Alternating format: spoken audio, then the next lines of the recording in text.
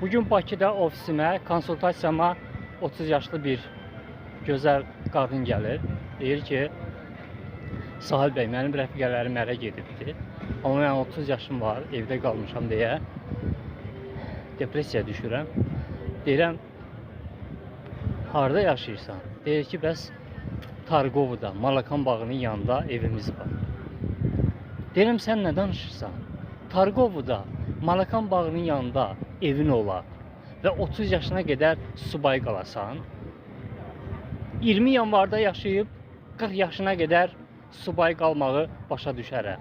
Xırdalanda yaşayıb 50 yaşa qədər subay qalmağı başa düşərəm. 20 yanvarda insanların o güzəranını, nə bilim o tıxacı, o əhval-ruhiyyəni görəndə insan ümumiyyətlə ömürlük evlənmək istəmir. Amma Targovda yaşayasan, Malakan bağının yanında evin ola və sən subay olasan, bax bunu mən başa düşə bilmirəm. Sən gündə bir saat Targovda o tərəf bu tərəfə gedib gəlsən, maksimum 3-cü gün qapınızda minimum bir 3-4 dənə elçi olacaqdır. Deyir, yox, depressiyadayam, çıxıb 3 gündə evdəyəm, heç çıxıb həyatda gəzə bilmirəm. Deyir, problem də odur da.